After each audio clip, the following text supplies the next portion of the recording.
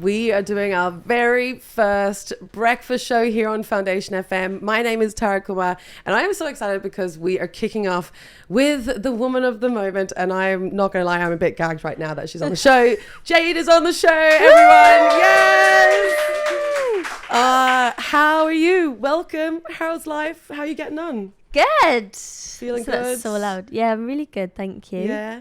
Fantasies out there in the world. It is. How does that feel to have that song out there right now? Yeah, great. I mean, I've lived with this music for quite a while now. So you're probably like, finally. Yes, yeah, I'm happy it's finally out into the world and being well received. Yes. What is Fantasy about?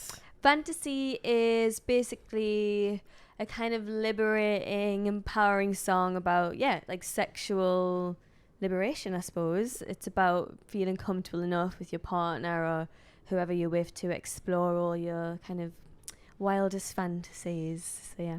And why did you decide to explore, to use those themes, I guess, in the song? Or what kind of like sparked that kind of, I guess, inspiration when you started writing this track initially? Well, I knew I wanted to write like a love song. So I actually wrote Fantasy the day after Angel in My Dreams. And obviously Angel is very chaotic. It's quite a frantic pop song of like, you know, the turmoil of the music industry.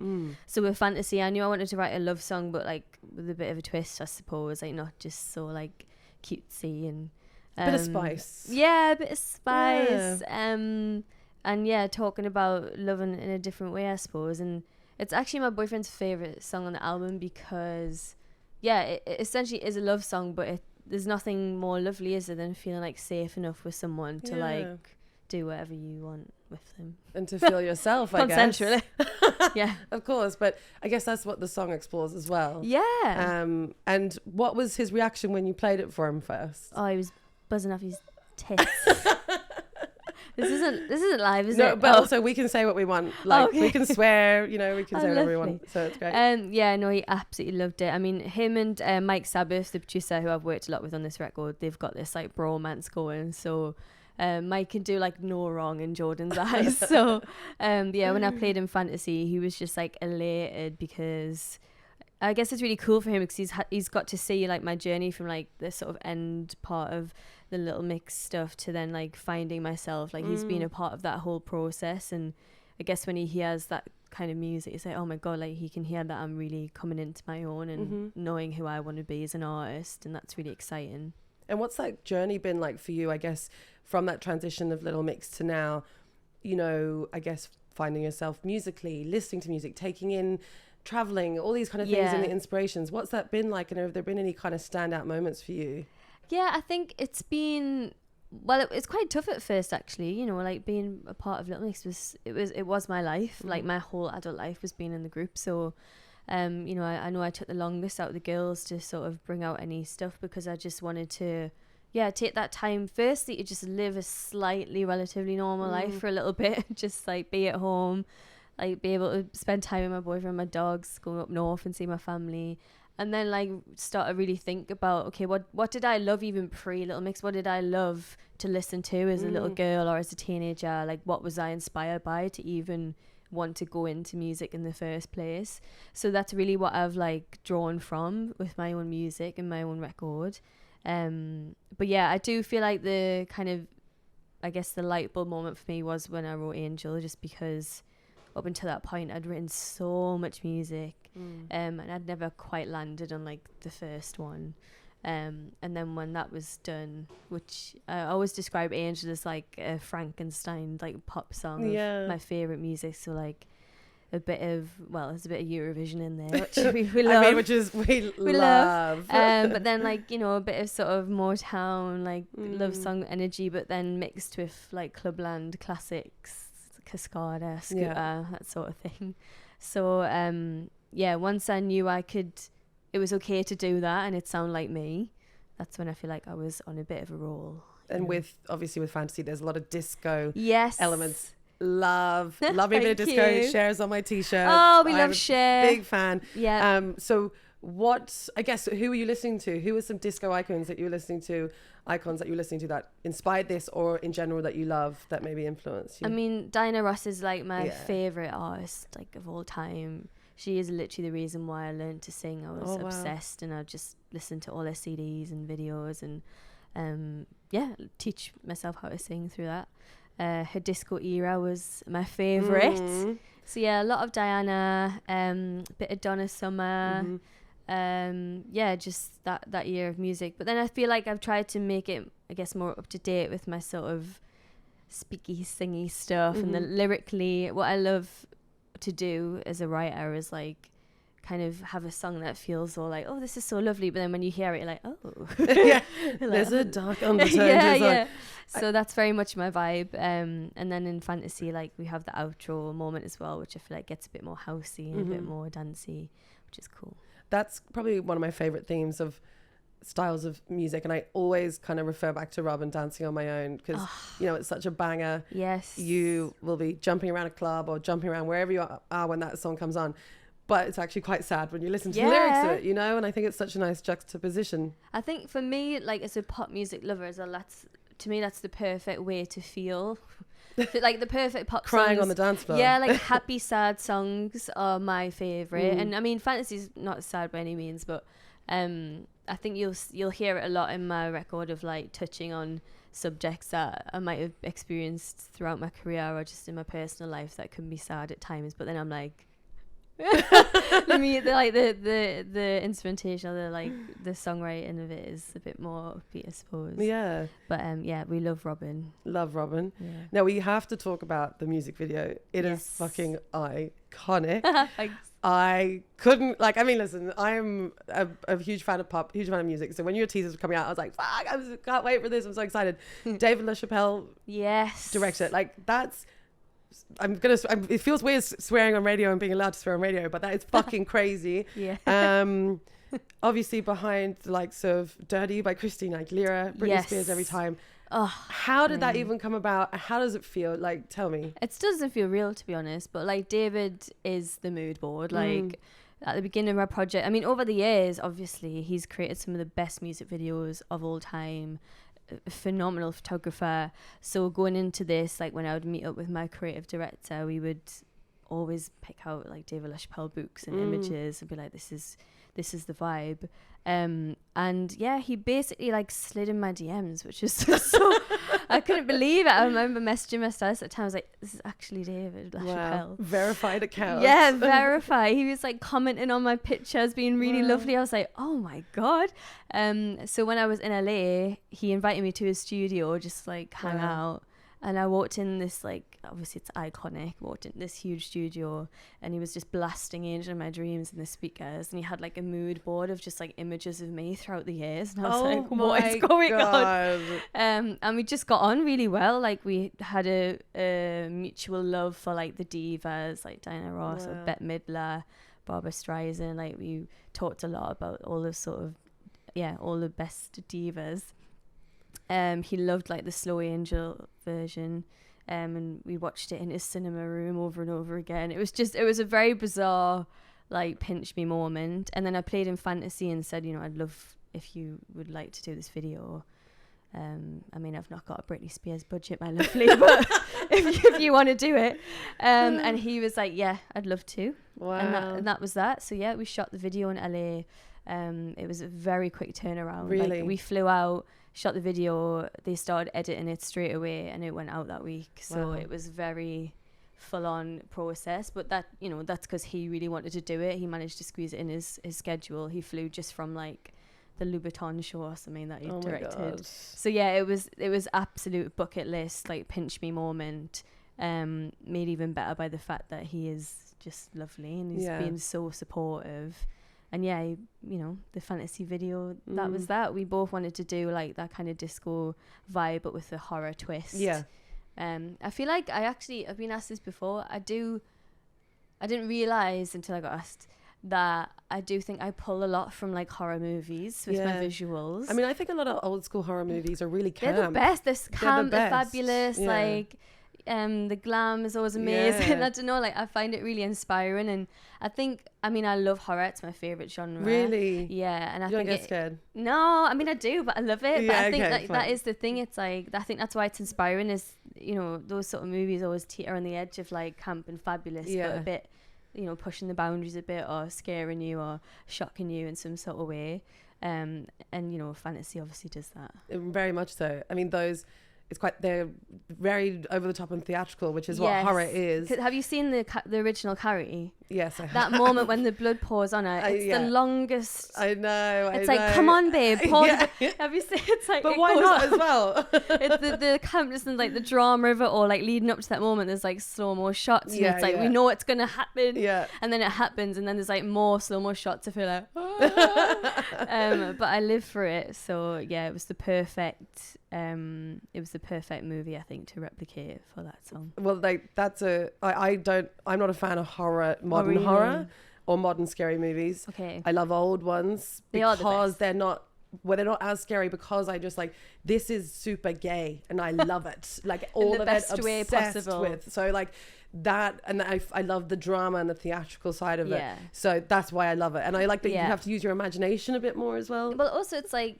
back then it was like prosthetics, or it was real, it was real life. It didn't have all these special effects. So I think that I actually find them scarier for that reason. Really? Yeah. Whereas I feel like now I'll see something, I'll be like, oh, well, I know that's not real because you've CGI'd it or something. Whereas those older horror movies, you really like watching it unfold. And like with the music video, we had like one take to do the blood scene. Wow. So you have to just nail it first time. And you did. I hope so. There is a moment when like the blood hits me, and the force of it, I didn't realize it was going to be that heavy. Oh my gosh. Like we watched the practices of it with water. Obviously water's a lot lighter than. Did you practice with the water as well? Or I just watched. They had like a mop as me on the stage, and they just kept pouring water on it. And then it got to the real moment, and we used like for the blood, it was like sugar water, like corn flour and water. No way. Yeah. So it's like sticky substance, and it hit me, and I thought, oh god. And I was in these high heels. I was like, don't fall. And then I do this like Gil Platt face. I'm like. When it hits me, and then I just heard David be like, open your eyes, Jade. I'm like, oh my god. So yeah, I was like, I've got one chance to like give it my all here and get me Oscar. Well, listen, the Oscar is on the way. In my head, I've won one. Now going on from this song, fantasies, disco themed, pop elements, what else can we expect for the rest of the album, kind of themes or inspos? Well, I think the album is quite chaotic in the sense of there is like a bit of everything, because I wanted the fans to experience me literally finding my sound through the album. So you've got songs like Angel, you've got songs like Fantasy. There are maybe more sort of, I guess, straight down the line like pop songs in there, but I think there's plenty of time and like years to come for a more like cohesive album. I wanted the busyness and the experimental vibes of the first record. I want people to hear it and be like, oh, okay, so that's what she was trying with this song, or that was her references with this one. Because why not let people in on that? It's my first album on my own. I've had a lot of fun doing that. I've had a lot of fun, like literally experimenting within every session of what I want to do. So that's what I'm going to give them. Yeah, like I guess letting people have a peek into the actual music and thought process behind it. Yeah, and some of these songs I wrote, God, like 3 years ago now. Wow. Some of them are, from this year. So even then, it's interesting for me hearing the older songs and like the growth since then. But I've kept some of them in because, they're really good songs still, and I'm really proud of them. Or they're about personal experiences I had at that time. So I don't want to give them the chop, but it's hard because I've written like hundreds of songs. Yeah, it must be. I mean, are there any songs, is everything finished now, or can you add more or change anything? I could probably add, so there's one more I'm thinking of chucking in at the last minute, which I've not told my A&R yet, so they're like, oh, okay, this is the first time we're hearing about this, thank you. But it's so hard though, because I've been finding myself, I've got in the studio like not even at the end of the mix, like during the end of that, because we knew what the plans were. And the first person that sort of took me under their wing was Emanike. We're really good friends, and he's been really supportive of me, and he was the first person to be like, let's just get in the studio, throw shit at a wall and see what sticks. So that's what I did. We just wrote and wrote and wrote. We invited different friends in. So actually, whilst we might not have like a whole record together now, he was an integral part of my like solo process. I needed to be in a room with someone that I was just like super comfortable with to just try anything. So I'm really grateful to him for that. If I see Emanike on credits or involved in You anything, will I see him, know it's gonna be fucking good. Yeah. Like Emily K is just amazing. He's Everything the he touches is best. great. Yeah, so yeah, I've worked a bunch with him, Mike Sabbath, as I said. Mm-hmm. We wrote a song called Wasabi for Little Mix like years ago, and I knew then that he was the right person Amazing. for me. Yeah, but it's been fun like working with new people too. There's a producer called Circuit who's incredible. We've got a couple of songs together on the album. I wrote a bunch with Ray, who we love, obviously. Of course. So yeah, it's been not just like a journey in terms of like my music, but I think even as a songwriter, I've like bettered myself more and more by just like pushing myself to go in the room with like different people. Especially in LA, it's quite scary when you're in with like these huge producers and stuff, and you have to convince yourself so that they believe it, that you're like, that the you shit. deserve to be there. Yeah, exactly. Yeah. So when I was in LA, there was a lot of me like pep talking myself in the like bathroom mirror before I went in the room. It's mad to hear you say that for someone who's so accomplished already. Oh God, yeah, because I am essentially starting again. Like just because Little Mix is popping off doesn't mean that it's gonna happen overnight for me as a solo artist. And if anything, it's like more to prove. It's like, okay, that was good, but what can you do on your own? Like, can you do it on your own? So I really want people to see, like, listen to my music and be like, oh, that's different to the group. This is Jade. This is who she is. So I definitely felt a bit of pressure there. And in Hollywood, it's like it's still I feel like in the UK, right, you can know who you want to work with, or it's a smaller circle, so people tend to be a bit more supportive, whereas I feel like in LA it's just like every man for himself. Competitive. Yeah, maybe, and just like they just don't care who you are anyway. Right, right. Which is kind of a good thing, I suppose. But I've definitely had like not great experiences during this process over there with like certain producers and stuff, or like ones that didn't want to be in the room with me or whatever, and I'm just like, well, wait and see, Bab, because when I bring out this music, you're gonna be gagging for it. Yeah. We need to talk about the merchandise around fantasy. We have to. I'm obsessed with it. We've got some fantasy thongs. Yes, candy thongs. They're candy thongs. Well, there's a normal thong and there's a candy thong. Interesting. What is the candy?